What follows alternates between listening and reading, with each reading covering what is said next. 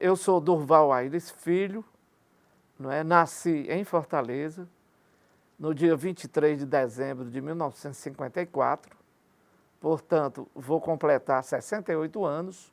Sou filho do jornalista Durval Aires de Menezes e de dona Alberice Machado de Menezes, professora, não é?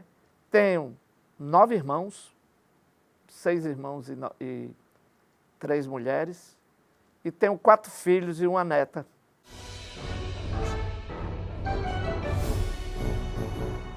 Normalmente, qualquer intelectual ou pessoa ligada à arte e à cultura, normalmente tem alguém ligado da sua casa a essa inclinação, não é? No meu caso particular, foi meu pai. Ele era jornalista, levava para a minha casa coleções de jornais, livros que recebia de presente, para fazer resenha, né? E tudo isso foram os meus brinquedos, os próprios jornais, as próprias revistas, os próprios impressos, não é? E o meu pai já dizia que ele se tornou também jornalista, que era através também de um tio, que era muito ligado a livros. Esse tio dele, que era tio segundo meu, o tio Rubem, tinha uma biblioteca invejável. O meu pai não era daqui de Fortaleza, era de Juazeiro do Norte, não é? Uma família tradicional do Cariri, não é? Aquela família Bezerra de Menezes, não é? E de modo que eu vim pela mão do meu pai. E certamente o meu pai veio pela mão do tio Rubem, não é?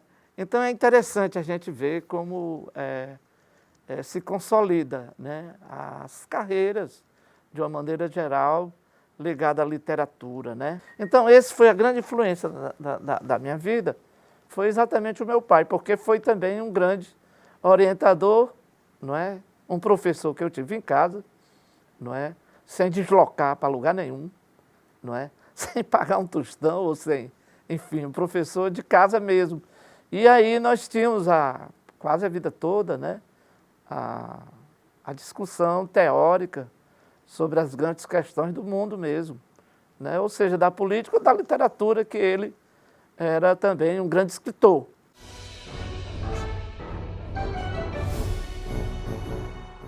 E quando eu me tornei já pós-adolescente, já rapazinho, não é? Eu manifestei ao meu pai: olha, pai, eu queria fazer comunicação, não é? O meu pai era muito experiente, tinha uma visão muito alargada, inclusive do futuro, como seria esse país. E o meu pai tinha sido integrante do Partido Comunista, não era aquele intelectual orgânico, forjado e dilatado da sua época, né?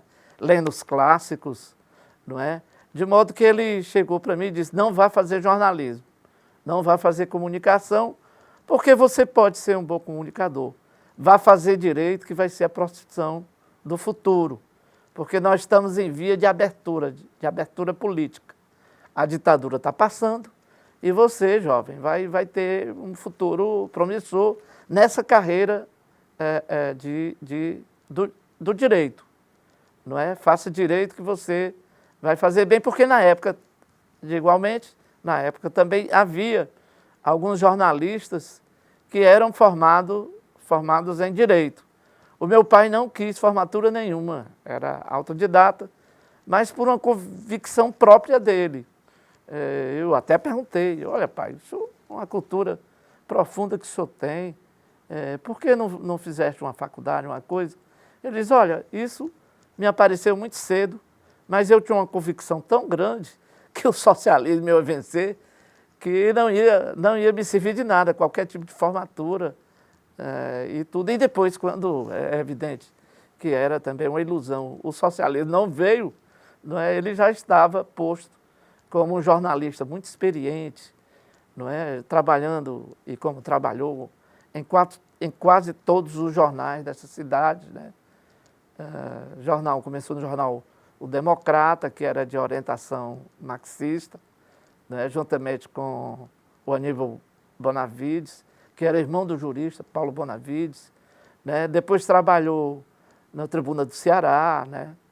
Trabalhou também muitos anos na Gazeta de Notícias, né? E por fim também trabalhou no jornal O Povo, né? E se aposentou. Na verdade, não se aposentou. Ele faleceu jovem, porque ele faleceu aos 70 anos, não é? Já no Diário do Nordeste.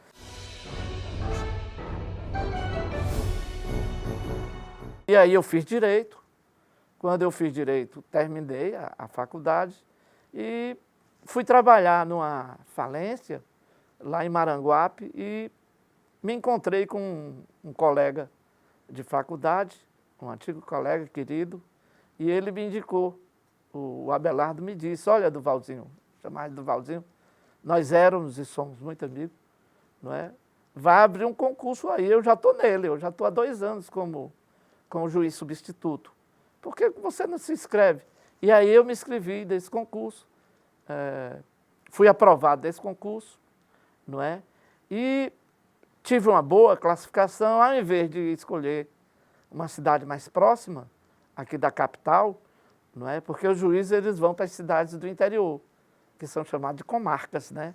Eu digo, não, eu quero ir para o Cariri, não é? Uma cidade longe, 400 quilômetros no mínimo, né? Daqui para, sei lá, Juazeiro, Crato, né? Santana do Cariri, onde eu fui juiz, deixa eu ver mais, enfim, aquelas cidades do extremo sul. E eu escolhi, mas na verdade eu estava procurando a mim mesmo, porque eu voltei para a região do Cariri, aonde a minha família, né, vem de lá, né? E aí procurei minha avó, não é? Assumi a comarca de Farias Brito, terra do cineasta Rosenberg Cariri.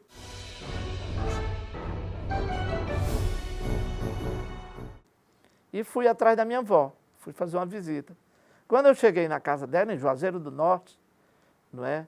Na Avenida Dr. Floro Bartolomeu, ela me disse: meu neto, eu tenho um presente para lhe dar. São os livros do seu avô.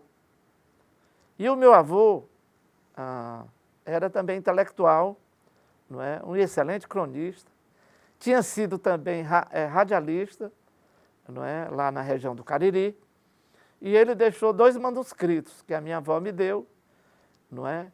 E seria um grande sucesso editorial, não fosse a generosidade que o meu avô tinha, né? Era o Otávio Aires. Ele, na verdade, ele franqueou toda essa publicação dele aos grandes pesquisadores. E um deles não saiu lá da casa da vovó e do vovô, que era o Ralph Della Cava, né? Que escreveu certamente o melhor trabalho científico sobre o Padre Cícero, né? Mas aí eu peguei esses volumes, esses manuscritos, e prometi à minha avó. A minha avó já tinha, nessa época, 84 anos, e eu prometi a ela que iria publicar tão logo fosse promovido à capital.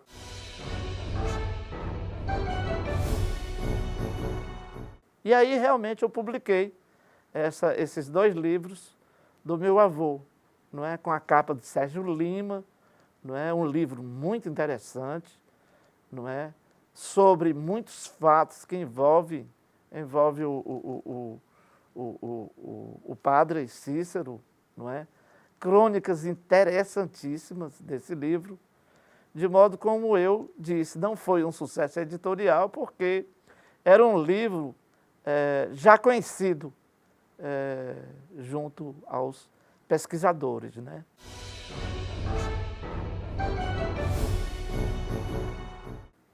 Na carreira de magistrado foi interessante, não é? Porque fiquei no Cariri, e do Cariri também é uma cidade muito rica em manifestações culturais, não é?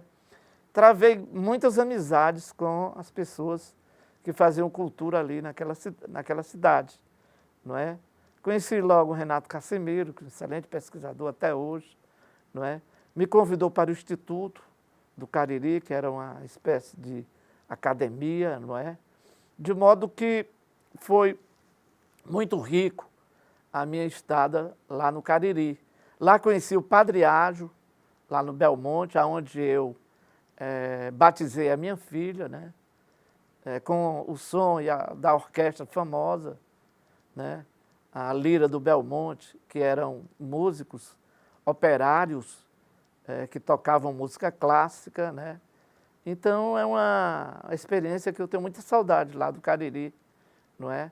Hoje já é uma coisa bem diferente, não é? Uma cidade que se ampliou muito, né, do ponto de vista urbano.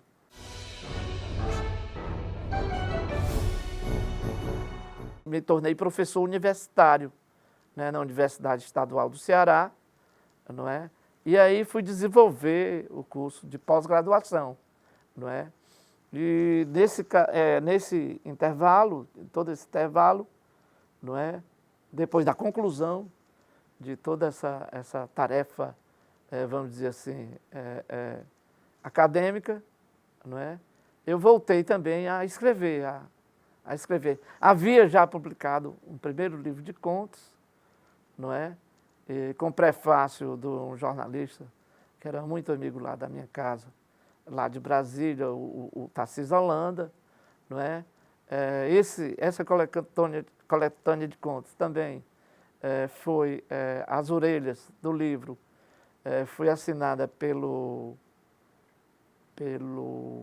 que eu digo já, agora eu esqueci, o Tarcísio Holanda, né? Fez As Orelhas, não é? E uma apreciação também que foi feita sobre esse livro foi um grande escritor cearense, radicado no Rio de Janeiro, não é? Que foi autor da Ostra e o Vento, né? Um livro realmente muito famoso, né? Que foi o escritor aqui de Quixadá. O fato é que eu publiquei esse livro pela editora José Arthur Boatê, lá de Santa Catarina, mas nem porque eu achava que distribuía melhor esse livro. Mas foi ao contrário, porque Santa Catarina é um lugar muito, culturalmente, muito exigente, mas ao mesmo tempo um lugar, eu não digo de poucos leitores, mas sendo um lugar pequeno, é evidente que não foi uma obra tão consumida como eu imaginava que fosse.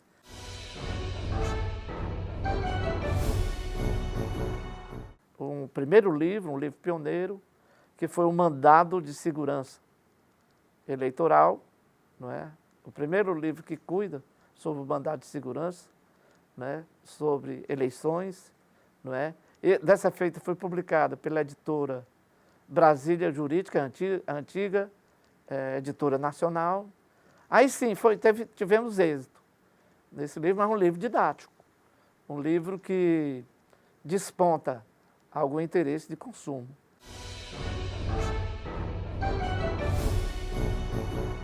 Também fui promovido, por merecimento, a um cargo de desembargador, não é? E esse cargo já foi mais recente, eu estou vai fazer 12 anos, não é? Que eu estou nesse cargo, né? De modo que daí, não é? Foi assim, longo percurso, mas ao mesmo tempo curto, não é? No meu discurso de posse, eu fiz o compromisso com a cultura. Então, eu sou um desembargador voltado essencialmente para a cultura. E assim, eu sou distinguido entre os meus colegas. E que me dá muita satisfação, não é? De ser visto assim.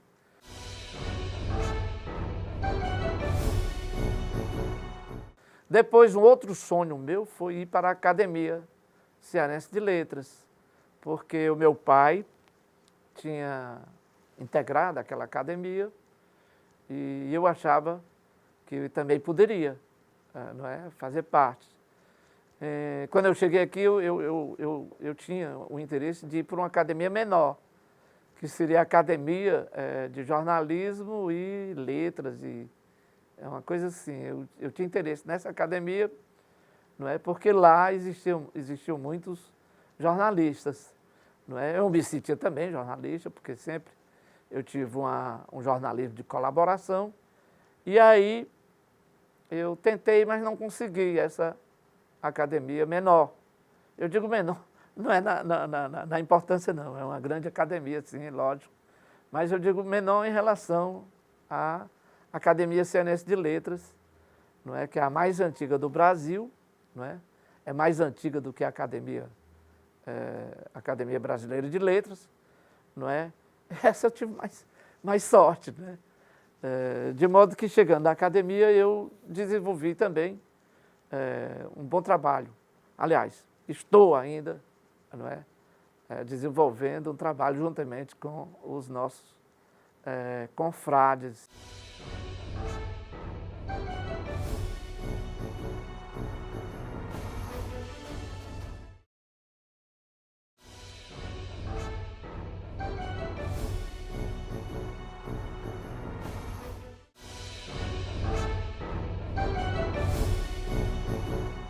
No momento, nesse exato momento, eu estou mais inclinado, não é, ao Instituto Durval Aires, não é, que é uma associação Instituto Durval Aires, em que eu estou formatando, eu e meu irmão Otávio, que é também muito, Otávio Menezes, que é também muito ligado à cultura, só que ele trabalha mais a literatura de cordel. Então, estamos formatando esse instituto, né? Começamos no final de 2018, depois veio a pandemia, não é? E agora nós estamos concluímos toda aquela etapa burocrática, né? de ver os estatutos sociais, né? Contadora, integrantes, etc. e tal, e agora esperando apenas a sede do Instituto, que a gente vai receber, na verdade, um casarão antigo, aonde foi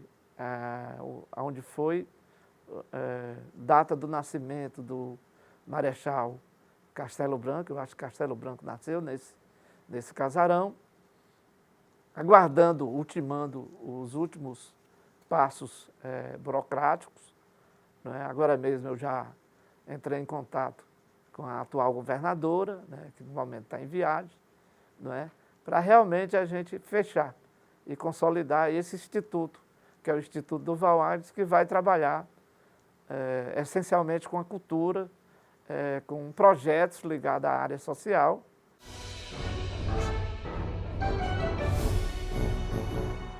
E lá na magistratura, como é muito intensa, realmente,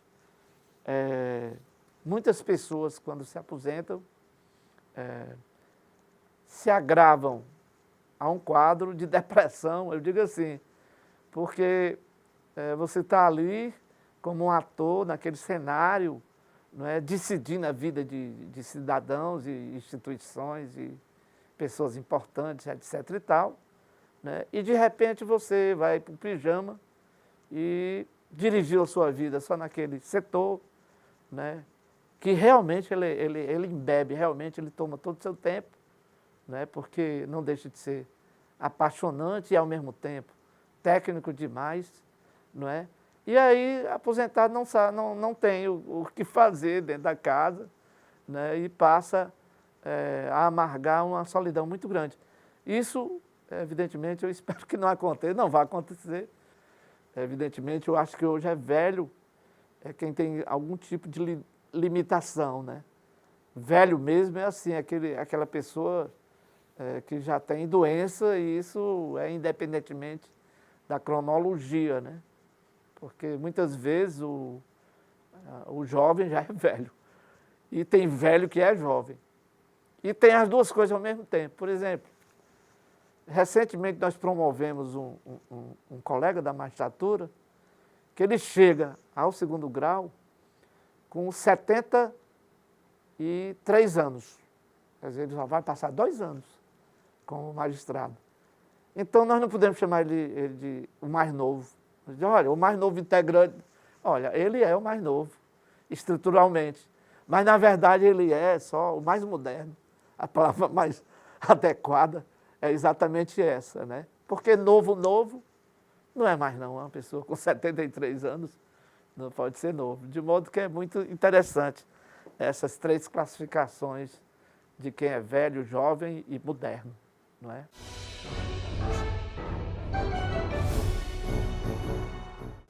A Justiça Eleitoral, ela tem um corpo técnico de servidores próprios, mas os julgadores, eles são emprestados. Eles vêm de outras instituições, né? Evidentemente, a maior instituição que empresta a esses julgadores é o próprio Tribunal de Justiça, não é? Então, quando o desembargador, na época, era o desembargador Mauri, José Mauri Rocha, não é? Ele me convidou, não é, para mim o auxiliar. E aí foi justamente quando nós começamos com a urna eletrônica, aqui no Ceará, exatamente no ano 2000, não é? Começou em 96, não é? E depois, primeiro, as urnas eletrônicas foram capacitadas para as eleições só das capitais ou das maiores cidades, com mais de 200 mil habitantes, e depois ela se tornou comum no Brasil inteiro, né? Nesses mais de 5 mil municípios, né? Nós utilizamos as urnas eletrônicas até hoje, né? Desde o ano 2000 até o momento. Ela tem sido exitosa, apesar do que ela se encontra superada, mas não quanto à eficiência, não é? Os resultados eleitorais são um verdadeiro sucesso, não é? Agora, hoje, por exemplo, já não se usa mais, porque seria um artefato ou uma máquina, eu acho que já dinossáurica, não é? Porque hoje mesmo as eleições que se estão praticando, por exemplo, na Estônia, por exemplo, é pelo celular mesmo, porque no celular ele é seguro porque você não vai entregar a sua senha a qualquer pessoa, não é? E se você tiver sua senha, você vai votar em quem você quiser votar, desde que esteja cadastrado, né, nos links que existem. A gente faz tudo com essa máquina hoje, você transfere dinheiro, recebe dinheiro, passa, não é? Enfim, e com muita segurança, né? Eu acho que o futuro, e bem próximo, não vai ser mais a urna eletrônica, dessa que nós temos conhecimento, vai ser uma coisa bem do passado, vai ser como uma coisa com uma máquina de escrever, né? E de modo que eu sou fã das urnas eletrônicas.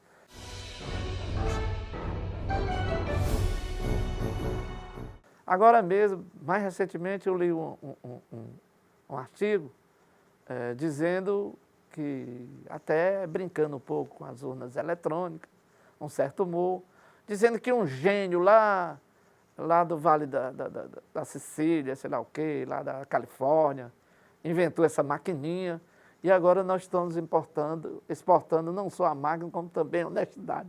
Bem, não é bem isso. Primeiro, ela não foi pensada lá na Califórnia, não. Ela foi pensada aqui no Brasil.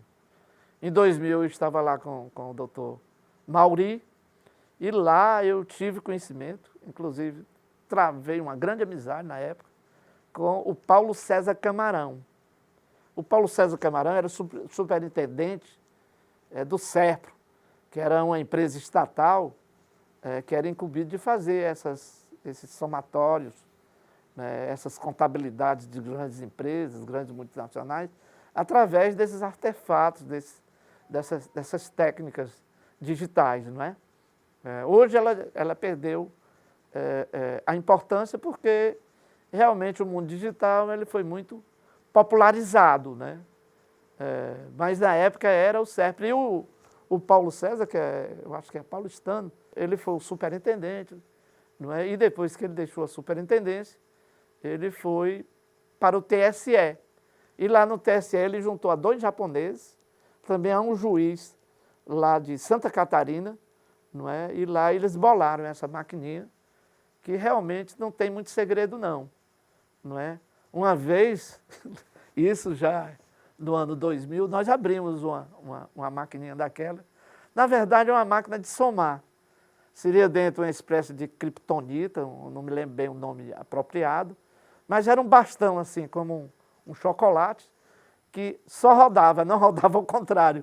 Então ali você digitava números e era uma máquina ótima de fazer perfil e de fazer algoritmo em sequência, e sequenciar tudo isso, evidentemente padronizado, número, foto, enfim, de modo que é até hoje um verdadeiro sucesso.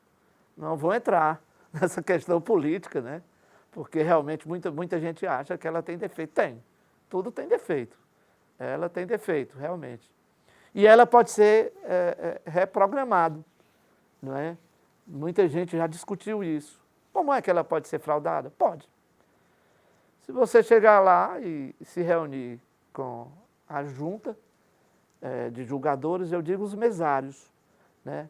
O juiz que está ali, né? O juiz leigo que está ali, se reunir com ele e pedir pelo menos uma hora. Olha, me dê aí uma hora aqui que eu vou reprogramar tudo isso. É possível.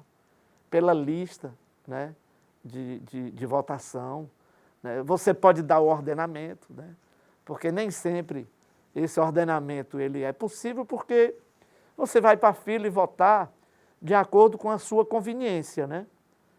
Você pode votar 8 horas da noite, aliás, 8 horas do dia, pode votar meio-dia, sei lá, no final das eleições, né? Então, mas aí um cara que realmente entende disso, não é? Ele pode ordenar tudo isso e saber realmente em que votou, pela numeração, tudo pela numeração. Então ela é devassal, agora precisa de um tempo, não é? Mesmo o cara mais experiente, o hacker mais experiente que diga, não. E tem que ser tudo analógico. Ela não entra, porque a urna eletrônica ela não entra no meio, nas redes, né, sociais. Ela é analógica, ela é como se fosse um liquidificador, ela só funciona ligado, não é? Mas defeito tem, eu digo o defeito maior que ela tem hoje é a própria idade, é o próprio tempo, né? Porque realmente não é brincadeira, ela está com 23 anos, né? Mais de 23 anos.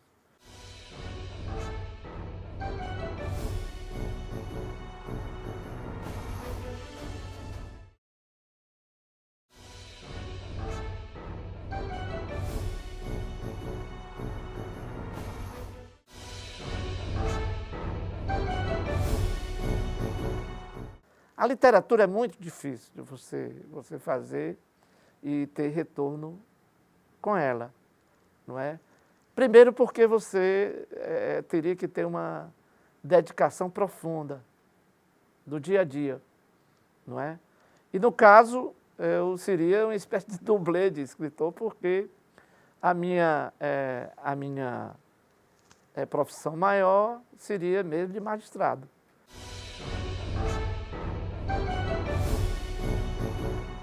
Posso me considerar filho da televisão, né? Porque na época, nos anos 60, onde eu era criança, né? O meu pai adquiriu a primeira televisão, mais ou menos em 64, não é? E isso foi um divisor muito grande de águas, porque a gente vai e vai sendo colonizado pelas imagens, né?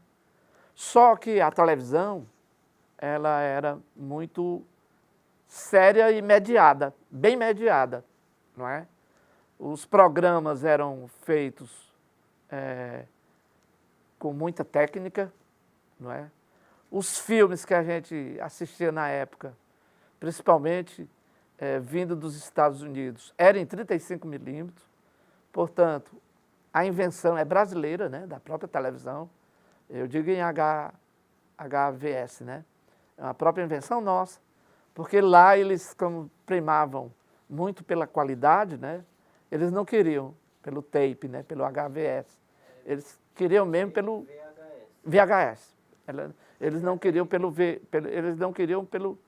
VHS, pelo tape da época. Eles queriam mesmo fazer cinema. Então, uma novela americana, uma série americana, não é? Era feita na época, nos anos 60, por intermédio de 35mm, usava o padrão 35mm, e aquele aparato pesadíssimo, né, utilizado em cinema, que o cinema já tinha dado certo, a indústria de Hollywood já era um sucesso absoluto, de dominação do mercado e dominação cultural. Então eu sou filho dessa época, desse pessoal. Toninho, filho da televisão, que não era a televisão ainda brasileira também. A televisão brasileira ela começou a se aperfeiçoar através do folhetim das suas novelas, não é? Sequenciadas, não é? Através do, como eu te falei, do tape, não é? Então foi uma experiência rica, sim, porque o meu pai, ai lá e vem de novo meu pai, que foi meu predecessor, meu orientador, assistia a televisão com a gente e assistia os filmes que vinham dos Estados Unidos, evidentemente, as séries, e aí ele identificava os grandes atores e diretores da época, não é? A ponto de que já naquela época, em 64, eu tinha interesse de ser diretor de cinema sem saber a menor noção do que seria um diretor de cinema. Eu achava interessante, né? A gente era muito ligado àqueles créditos, né, dos filmes, quem eram os atores da época, direção, fotografia.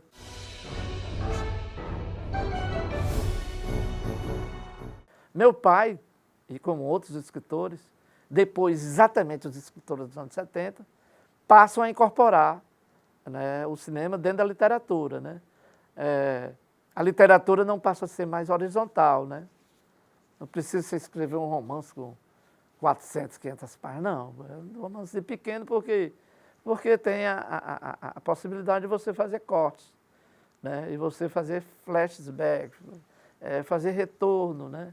E não tem essa linha assim do começo, meio e fim, porque o leitor atento, ele consegue absorver isso facilmente. Essa desordem, né? Na verdade, tudo vai se organizar na conclusão, nas cenas finais, nos takes finais do empreendimento cultural, né? Do cinema, teatro e da própria literatura, se organiza tudo no final. De modo que eu sou filho da televisão, do cinema, não é? E também da literatura, não é? É evidente que passamos e ninguém passa impune a um Machado de Assis, por exemplo, porque não é só a questão de escrever magnificamente bem, inclusive com a densidade psicológica. Na verdade, eu fui ler Machado de Assis também para aprender a escrever, não é? Porque dominando as técnicas da boa narração, ele também vai dominar o idioma, né? Cinema e literatura, hoje eles andam junto, né? A literatura atual, ela está muito margeada, né, à autoficção, não é? Você escrever sobre você mesmo, não é? É bem interessante isso, né? É sempre na primeira pessoa, porque é você, não é? Mas causa alguns inconvenientes, não é? Porque hoje o escritor ele não está mais interessado em dizer, olha, eu colhi isso aqui da vida real e eu vou, vamos dizer, mascarar um pouco através dos nomes dos personagens.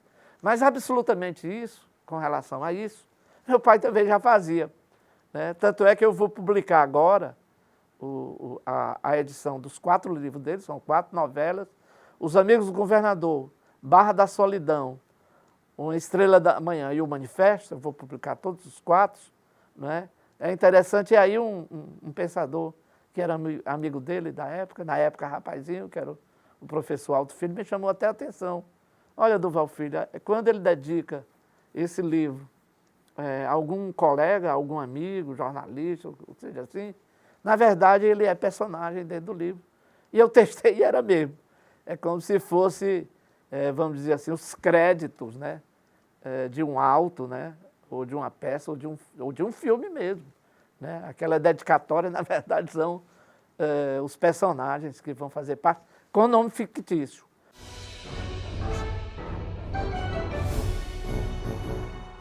Eu agora, realmente, faz um pouco tempo, eu escrevi uma curta ficção sobre uma história de um ex-senador, né, que se envolveu com a pessoa, uma menina muito nova e teve uma convivência com ela, um companheirismo. E muita gente que está lendo, e muita gente que lê, olha, eu conheço esse senador e tal. Eu digo, vala-me Deus, Não, ele é senador mesmo, ele não é um colega. Olha, escuta só uma coisa, isso é ficção.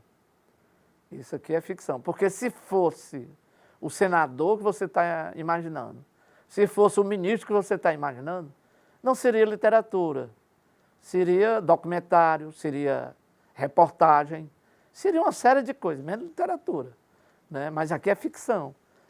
Você compõe o personagem de acordo com a sua vivência, de acordo com aqueles personagens que você realmente conhece, né? E depois passa a compor.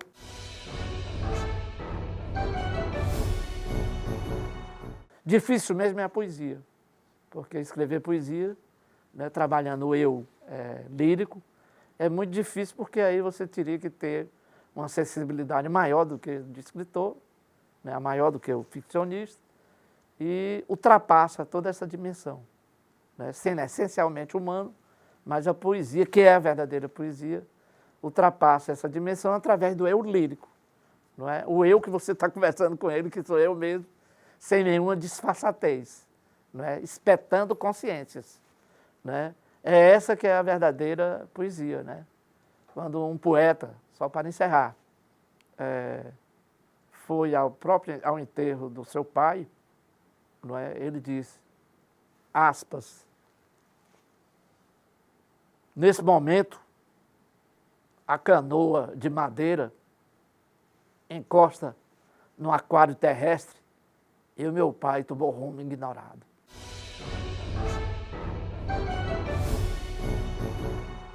Longa a vida da gente, é longa, mas não é. Na verdade é que os grandes êxitos, casamento, aprovação num concurso, recebimento de um prêmio, nascimento de uma filha, não é? Tudo isso são passagens muito pontuais na vida da gente, por isso que a gente diz que a vida é curta, mas ao mesmo tempo é longa, porque tem uma trajetória imensa pela frente, onde a gente vai galgando todos os passos de uma maneira adequada e de uma maneira, vamos dizer assim, adequada e mais experimentada, sem atropelo, essa coisa toda, né?